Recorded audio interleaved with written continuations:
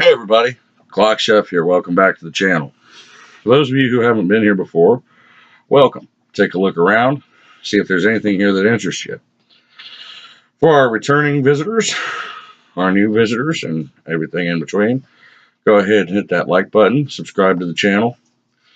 And if you think that neon yellow is the new in t-shirt color, go ahead and hit the bell for new notifications when we drop new content. Hope you guys aren't disappointed. But tonight, I've got two things I want to talk to you about. The first thing I want to talk to you about is situational awareness. What is it? What is situational awareness? It's two words. It's complicated. Some of you are thinking, Clock Chef, that's a lot of syllables. And it's sexish. That's a lot. It's a big word. Situational awareness. What is it? Well, the simplest way to describe situational awareness is just the general idea of knowing what's going on around you. Just kind of having an idea of it. You know, maybe you're not paying particular attention to one detail or another, just being aware. Right now, I know my dogs are running around. My dogs are probably getting into something that they're not supposed to be getting into. It's what dogs do. But I'm not actually aware of what they're doing. I know they're somewhere because I can feel the beagle at my feet. And I don't hear the Malinois, which is troublesome. That being said, that's general situational awareness. I'm generally aware that I have two dogs, but I'm not quite sure what they're doing. Aware. So, what do we look at when we look at situational awareness? What is the difference between situational awareness and paranoia? Well, I'll tell you. Paranoia, someone is out to get you. Whether they actually are or not, someone is out to get you. That's a general belief that you're in trouble, that you're in danger. Situational awareness is not an acknowledgement of danger, not an acknowledgement that something is going to happen necessarily, just an awareness that things do happen and are happening around you. Maybe there's a guy walking down the street on the opposite side of the road from you. Maybe there's a car coming. You're aware of that. You're situationally aware. There's a code that was made originally by Colonel Jeff Cooper that I think sums up the levels of situational awareness quite perfectly. And there's been modifications made to it over the years. But we're going to go to one of the most basic versions of the color code of Jeff Cooper. So, it starts out with white. What is condition white? Well, condition white is the condition that most of you are in right now, sitting in your homes and your lazy boys, laying in bed. Maybe you decided to click over to YouTube and watch some of your favorite Clock Chef home videos. I support that. Like and subscribe. Maybe you just got home from work and you're in the shower, you're eating dinner. You're vaguely aware that the world is still going on outside your house, your trailer, your apartment, etc., etc. You're vaguely aware that things are happening inside your apartment, house, trailer, etc., etc. But specifics are neither here nor there. Nothing has your attention. You're not really paying attention to what's going on outside. You're not really paying attention to what's going on around you. You're just kind of there. And that's kind of nice. I'm fairly certain every one of us working folks out there that works a blue collar or even a white collar job really enjoys those moments where we're just kind of there existing. They are few and far between, folks. Enjoy them when they come. The next condition in Colonel Jeff Cooper's color code is yellow. What is condition yellow? Well, condition yellow is the condition that most of us are in when we go about our daily business. Condition yellow is making sure you look in your mirror before you turn, making sure you look in your mirror before you merge, making sure that you look both ways before you cross the street, making sure that you notice whether it's a push door or a pull door before you enter the restaurant. Or if you're me, noticing that the door says push and pulling on it anyway. Things happen, folks. Things happen. We're not proud of them, but they do. That being said, sorry about the little tangent there, a little moment of self-consciousness. But condition yellow, just the general everyday. I know that there's people around me.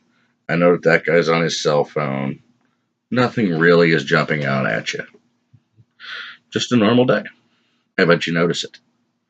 And you pay attention to it. You know where everybody is generally located around you. You know that you're pretty much okay. But you're still looking around, checking everybody out, trying to figure out where you're going for the day, figuring out how to get down the road safely, etc., etc. Then there's condition orange. Condition orange is when something catches your attention and it doesn't seem right. I like to refer to condition orange as the glitch in the matrix moment. Everything else is just flying past you perfectly fine. But there's that one thing that just catches your attention and just nags in the back of your head something's not right. Maybe it's a guy walking into a restaurant when it's a 95-degree day outside, but he's wearing a heavy winter coat and he's got the hood up. That don't seem right. Well, maybe it's a guy running into a restaurant. It's 5 degrees outside and he's wearing shorts and a t-shirt. Something's probably not right there. Maybe it's a car broken down on the side of the road and you can see that its 4 ways are on, but you're not quite sure where the person is, so you're watching to see if they're going to dart out in front of you. You know, could be as simple as that. It's the same way of looking at it as a street vendor versus a store shop. Store shop has signs up advertising their products and the prices. You just kind of notice them. They're just part of your background environment. But then you have the vendor on the street who's yelling, "Get your hats here, get your hats, get your hot dogs, get your hot dogs." Well, if you hear hot dogs and, well, you're a hefty fellow like myself, that hot dog vendor now has your full and undivided attention. It's not normal to have people walking around selling hot dogs, but he's got hot dogs, I'm hungry, and I'm going to buy one. Condition orange, folks. I am now aware that something out of the ordinary is happening. And it doesn't have to be a bad thing. It can be a good thing. It's just the awareness that something out of the ordinary is happening. And that leads us to condition red. Condition red is something that most of us will never have to face in our day-to-day lives. It is the absolute certain knowledge that something is wrong. Something bad is happening or is going to happen immediately. It's the car that you see seconds before it hits you. It's that guy in the trench coat or the shorts pulling out a knife or a gun and waving it in the air. That's a condition red situation, folks. You now have to take action immediately to protect your life and the lives of your family and friends around you. It is unavoidable at this point. Once you are in condition red and you have identified a threat, you need to decide how you're going to act. Whether it be running away, whether it be diving out of the way, whether it be attempting to tackle a school shooter like we had this past week, or whether it be engaging a shooter inside a restaurant with your own handgun.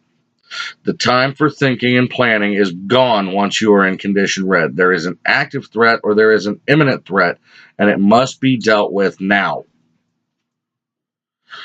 They've added a new condition to this. Condition black. Condition black is beyond condition red.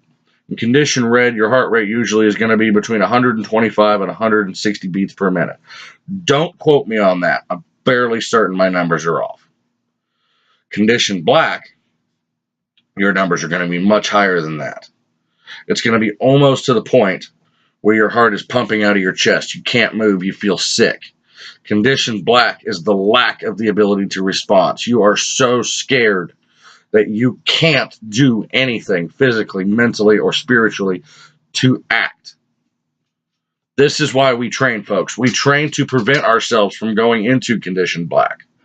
We train to prevent ourselves from getting to a point where we are so scared by something that's going on that we cannot act. You don't want to get to the 5th level of the color scale.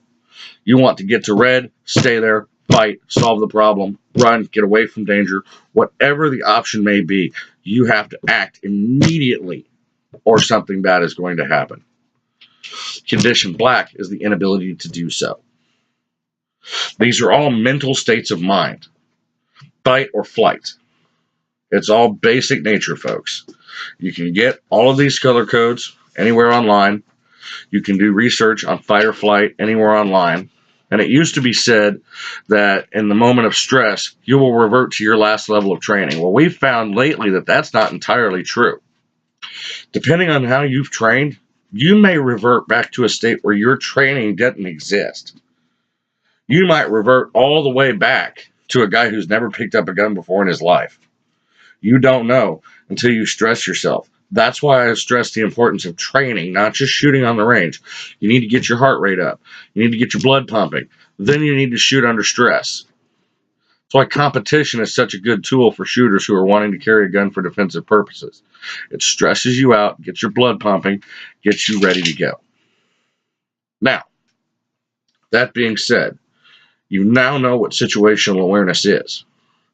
So what on earth could Glock Chef want to talk about after situational awareness?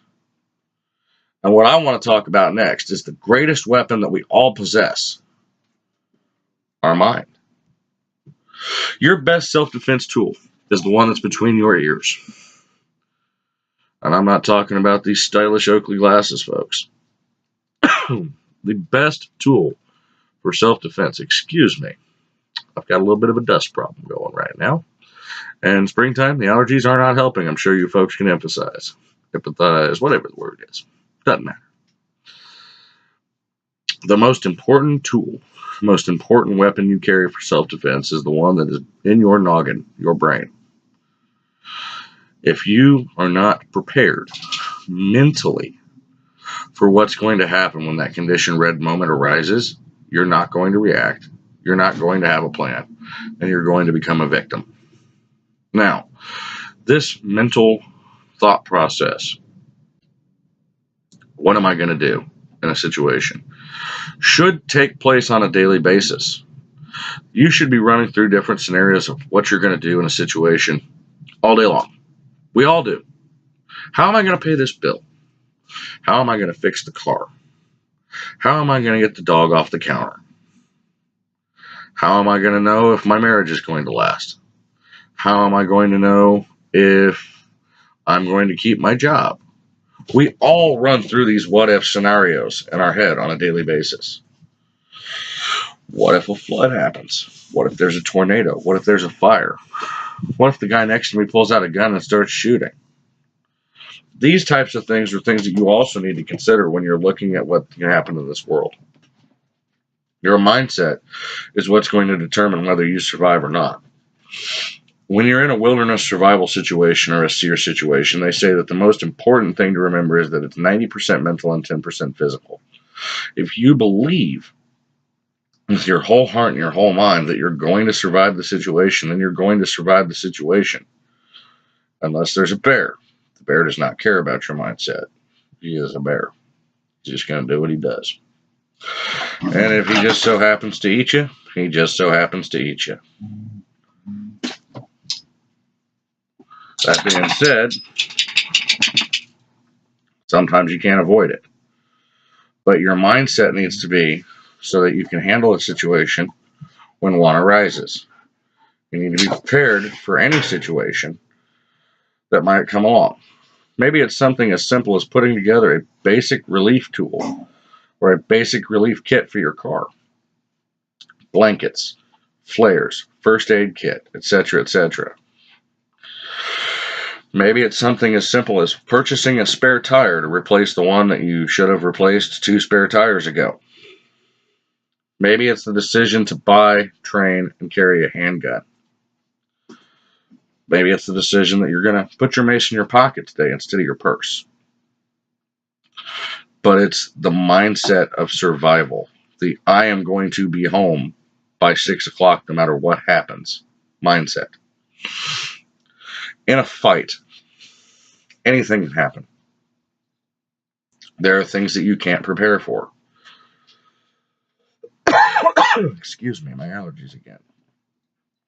But if you take the time to train your mind to have critical thinking skills, to have decision-making skills, and to be able to think your way out of a situation, calm yourself down, bring yourself back down to a normal heart rate, and make a conscious decision as to what you're going to do, then you're going to be fine in pretty much any situation you find yourself in.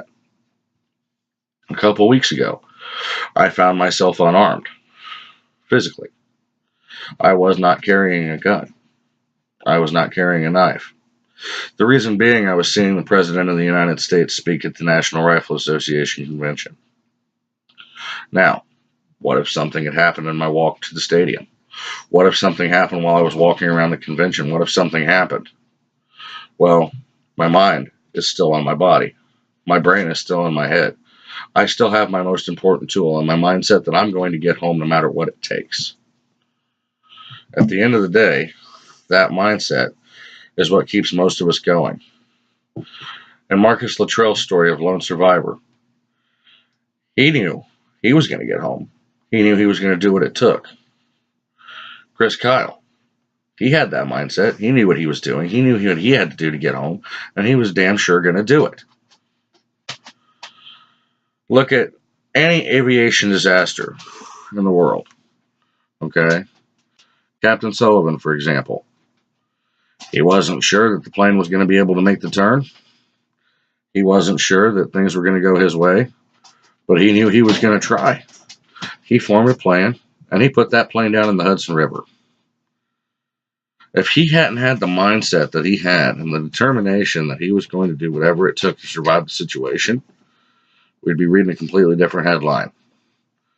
If he would have just let himself freeze up, we'd have lost countless lives that day.